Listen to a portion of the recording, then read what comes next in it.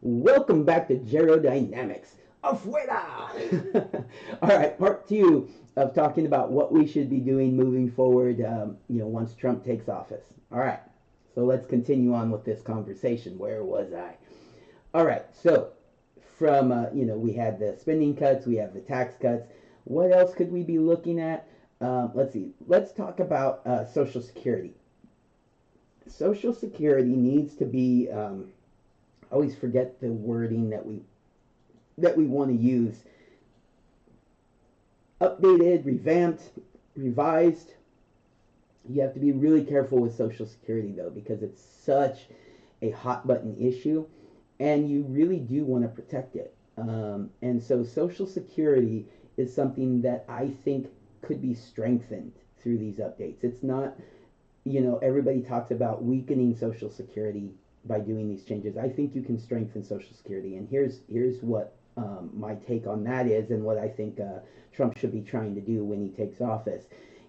First things first, you got to get Social Security completely out of the budget. It should have no place in the budget whatsoever. It shouldn't be a thing where it's a Social Security fund that kind of is fluid with the budget. It has to be something completely separate. We should not be having Congress being making changes to the budget that impact Social Security so drastically. Um, and so, what you want to see is you want to see a Social Security fund separated completely from the budget. You have to fully fund it, so that's going to be an initial cost. So you can't just say, okay, the Social Security fund is going to start from zero and we're sending it that way. You do have to fully fund it, so that's something that we'll need to pay back eventually, through, as part of our debt and deficits. But honestly, it's something we owe already. It's already a debt and deficit because these people have been paying into Social Security their whole lives. Um, and so that's something that's owed to them. It's a debt that the United States government owes to these people who've been paying into Social Security their whole lives. So you have to fully fund the Social Security fund. You send it on its merry way. You don't touch it. You invest that thing. You invest the fund, in a very safe investment. We're not putting that all into Netflix stocks. It's going into a safe type of funding, right? Where it's going to generate, interest probably on the level of, our general interest rates across the board. So, if we're looking at right now,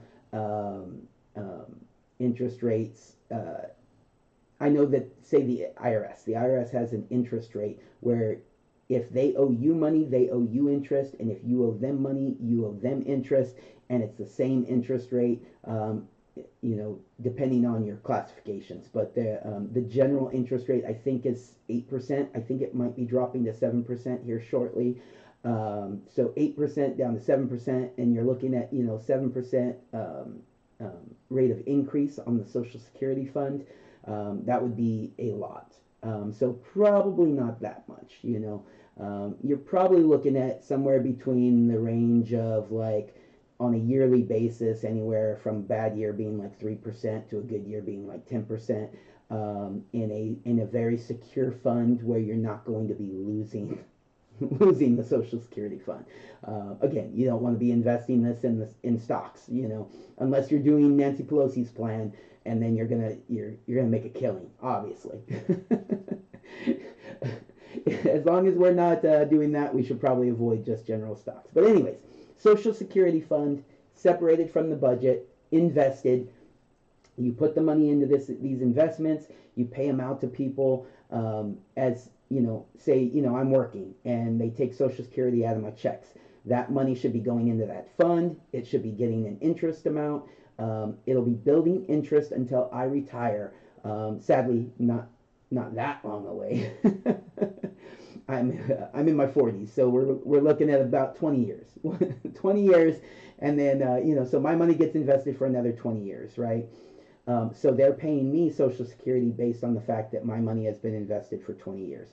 Someone who's been working since they were 18, like me, have your money is from Social Security has been invested your whole life of, say 40 years of working, right?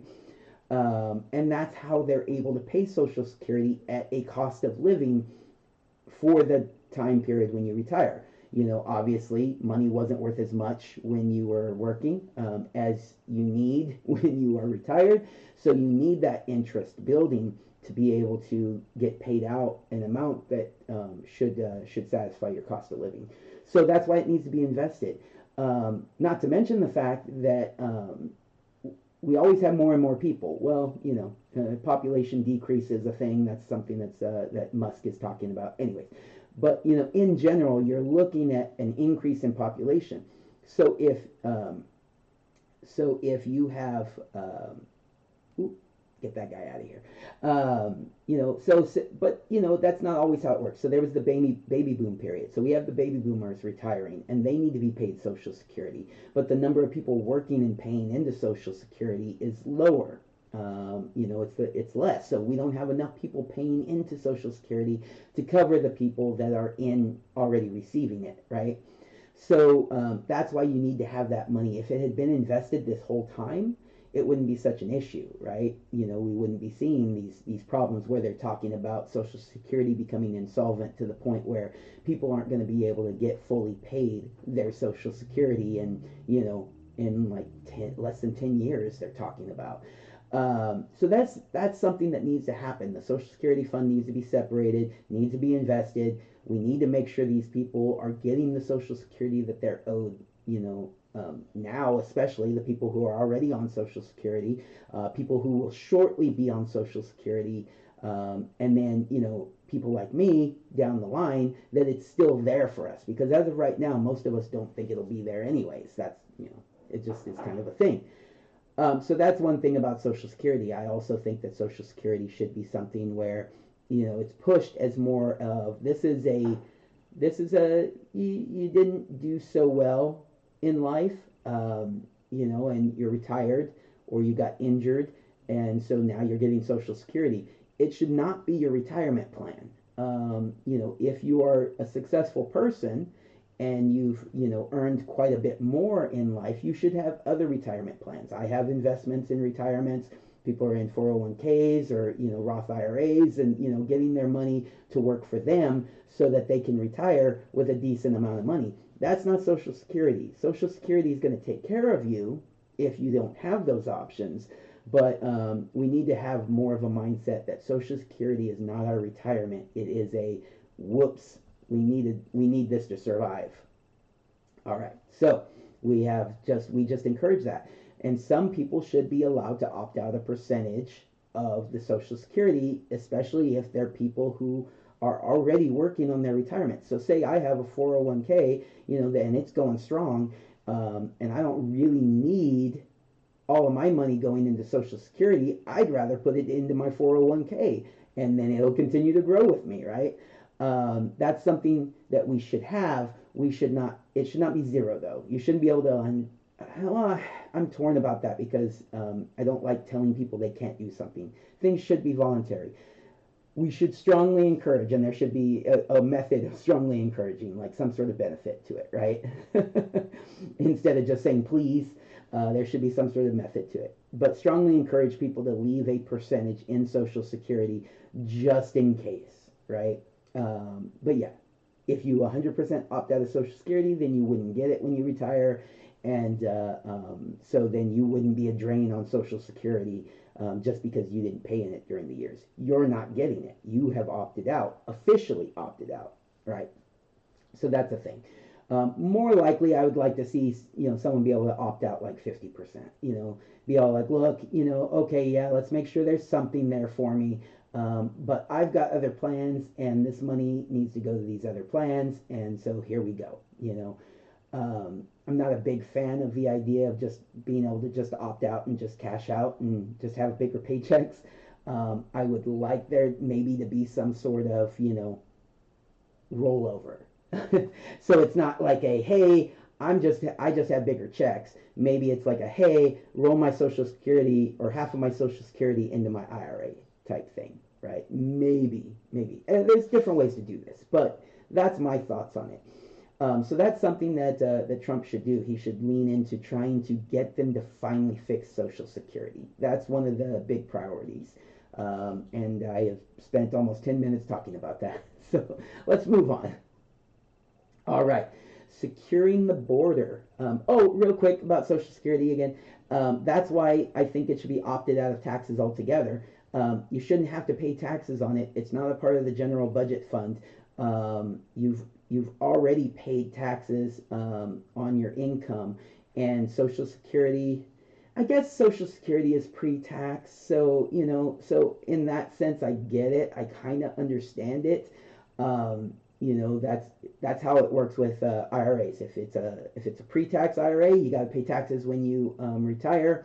If it's a Roth IRA, then you're paying taxes at the time that you earned it. You put the money into the Roth IRA, then you don't have to pay taxes on the increase. And so that's something that some people should, that we should really kind of think about, though. But I don't think Social Security is the same as retirement. It's a insurance more than a retirement, and it's really that's what you need as your base cost of living. That's what you need to survive. I don't think we should be taxing it. I think it should be separate from the budget and taxes and all of that. Okay, back to going on to something new. Now that I talked about it for another minute. All right, let's talk about something else here. All right, securing the border. So securing the border is kind of it's the hot button issue right now, right? And securing the border is a part of a bigger conversation. It's not just securing the border. That's not the whole of that issue. And sometimes people get bogged down. Sometimes they even get more bogged down, and it's not securing the border, it's build the wall, right? Yes, securing the border does require a wall to be built in places where a wall makes sense. So wall is a part of securing the border. It's not the only way you secure the border, but it is a part of it. And he should 100% focus on securing the border, building the wall where it matters. We need to have other methods for where the walls are not going to work, like sensors, maybe drones, definitely manpower. And as far as manpower goes, we need to increase the border patrol, give them more resources. Something that's a little bit more controversial is, say, sending in having National Guard, helping to watch the border, or other military sources. And a thing that I believe is that a lot of our military should be brought home anyways. We shouldn't have our military out there in all these other countries. We should have them here defending our borders, defending our coasts. So bringing home the military, having them help secure the border as well, very important. I think that should be done. So that's securing the border. That's step one. You absolutely have to have a secure border, or none of these other steps matter. Okay? Okay, so other than securing the border, we need to stop human and drug trafficking. So part of securing the border is preventing people from crossing the border. The focus of that is the human and drug trafficking. We need to stop criminals and terrorists from entering. And then we need to stop all sorts of illegal entries of any kind. But we can do this as, a focus on what is obviously, someone who's coming across the border, attempting to smuggle things or people in. All right. Those are the people that are in the most trouble. If you're coming across the border to get a better life, you're not wanting to commit any other crimes other than the illegal entry, by the way, you're not as big of a priority, and you're not as big of a problem, obviously. But there are better options for you coming. So let's move up. Let's try to stop you from coming here illegally in general. All right. Moving on. Oh, where'd it go? There we go. All right. So we've secured the border. We're preventing most people from getting here. We also need to move forward with mass deportations, because there are millions and millions of people already here. And the first thing, and Trump has said this as well, the first thing he should focus on is deporting the actual criminals. So everybody who came here illegally. I know they broke the law. I know, we all know this.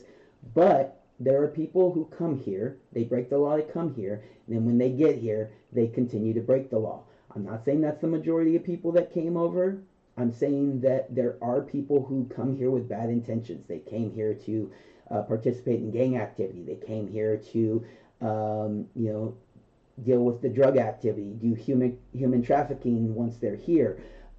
They're involved in murders, they're involved in rapes, they're involved in burglaries, they're involved in violence, they're involved in taking over whole hotels, apparently, or not hotels, apartment buildings in Colorado, Aurora, Colorado.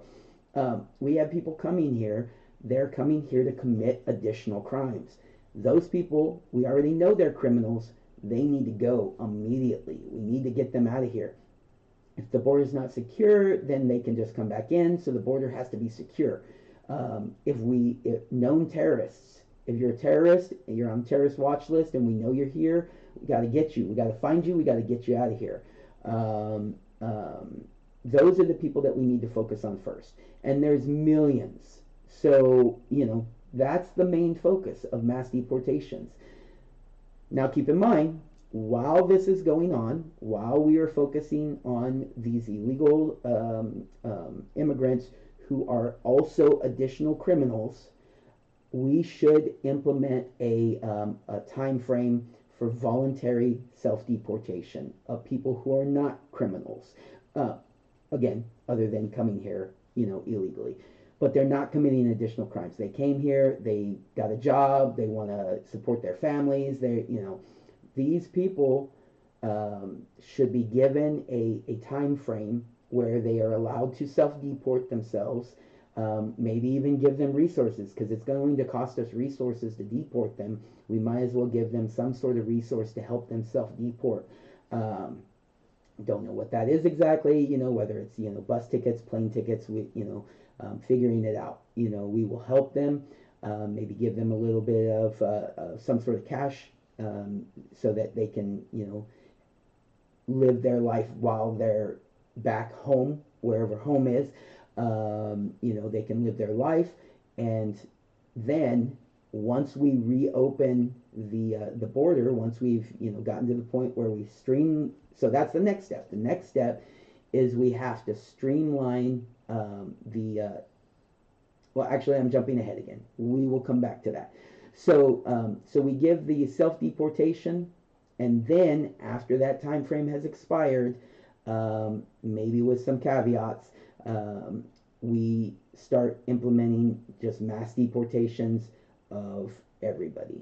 Everybody who's here illegally, who hasn't self-deported and they're still here, they need to be deported. That's everybody. Sorry, it just is.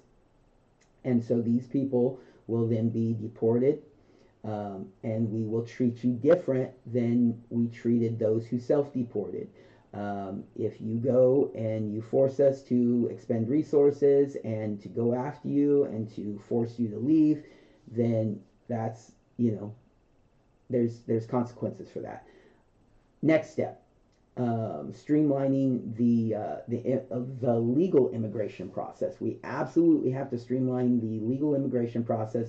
We have to get people the ability to be able to come into this country. One of three ways, as far as I'm thinking. Let me know if there's anything that I'm not thinking of. But there's amnesty, right? So someone is trying to declare legal amnesty. They're trying to escape a home that is not safe. Typically speaking, you're supposed to go to the closest country to you. So if that was the case, then it would be Mexico, like say Cuba, Canada.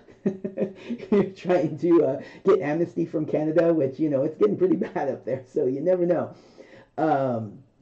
Maybe some of the other islands we can go ahead and say that they count.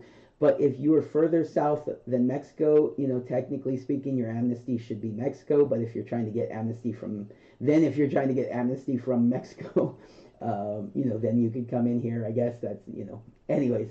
But it should be legal amnesty. We should streamline that process. We should help them out as much as possible. And we should make that a much quicker process. And we should really find out, what qualifies for that and kind of put that out there. it's not amnesty because you want a better job. So you want to come to the United States to get a better job. That's a different category, and we're going to get to that. Amnesty is really you're suffering persecution, something, you know. Okay, the next thing is actual people who want to come here to stay long term and become citizens. That process is probably going to take a little longer, um, uh, but should be shorter than it is right now. It should definitely be quicker. We should definitely be, having a better process for that, for letting people come in. Um, and there should be some changes made to that system in general, just to try to get the best and the brightest, but not just the best and the brightest. Some people are coming here, and we need hard workers. We want people to come here who are not coming here, for for handouts. They're coming here to work hard. We want to improve that. Part of what we need to improve in this country, is manufacturing and production and things like that. So we don't need just doctors, right? So when we say best and brightest, we're talking about, people who are coming here who are going to work hard, who are coming here who want to integrate. They want to come in, they want to learn the culture, and they want to become a part of our culture. Not that they have to abandon their culture. I don't want them to abandon their language. I don't want them to abandon, their traditions. But if you're coming into our country, then you should probably be integrating with ours as well. And that should be something. And I work near an immigration building, and those people are so happy when they come out and they've become citizens, and they're just so proud of what they've accomplished. I see it on a daily basis. Not daily. I work from home most days. I see it on a weekly basis. Let's just put it that way. When I go into the office, I often see it. It's a beautiful thing, and I love seeing it. It's something that I could just watch all day. I need to work, so I can't. But but I love seeing it. And that's something that we want to see. We want to see people coming here who really want to be here, who really want to become U.S. citizens, and we need to streamline that process. And then last but not least, we have people coming here who just want to work, and that's okay. We do want people to come in to work, especially if we need people working, right? So there's fields where they're going to be better at these things, or people here are less likely to want to do them. Not that people here don't want to do these type of jobs, but people who are coming into the country, maybe they have more experience with it. Maybe they have a stronger work ethic than a lot of the people who were born and raised here. We'll put it that way. But yes, if you're coming here and you want to work, that should be fine. We can have people come in legally, and they can work here, and then they're not going to be taken advantage of. They're going to be paid, maybe, a part of that process could be that wage that they're paid is not necessarily, a minimum wage. A minimum wage is something that, we could probably eliminate altogether. But maybe they're not paid, the cost of living that someone, who lives here permanently needs to make, right? If they're just coming here to work, they're sending the money home, they go home, after a season, or, whatever they're doing. Those people should be able to come in and do that legally, not be taken advantage of, not be, abused on their way in, abused on their way out, abused by the employers. Those people should be able to just come here safely, securely, work, earn a living, help improve our country, and improve their lives at home by sending the money home. That's fine. I think that we should have that. So those are the three things that I think, as far as streamlining the legal immigration process, right? Let me know if I'm missing something, because for some reason in my head I'm thinking I'm missing some other category of people who are coming into the country legally. All right, maybe like students, maybe that's kind of what I'm thinking of, but students is a whole different thing. You're coming here on a student visa. When that student visa expires, you need to go home. But coming here to go to school is, that's fine. Similar to the work thing, just come here legally. Okay, and then I want to touch on this real quick before I end this video. Looks like I'm going to need to do a part 3. But what I would like to see is those that self-deported, that deported themselves voluntarily, can then come back through the legal immigration process. those people can be taken care of in that way. We'll try to get them back to where they, where they were located previously. Try to, reset them up, and they can be back legally. But if we had to go in and force you to deport and you didn't self-deport, you can't come back legally. That's just the way that should work. That's one of the things that will encourage people to self-deport. You're going to self-deport, then you're going to be able to come back in legally. It's just a process. We just have to go through it. We don't want you jumping in front of the line for people who didn't come here illegally, and so you'll just get back in the line to be able to come here legally. That's how I think that should work. What do you guys think? What are some of the other priorities? Maybe I'll touch on them in the third video. All right, everybody, take care. Have a good day.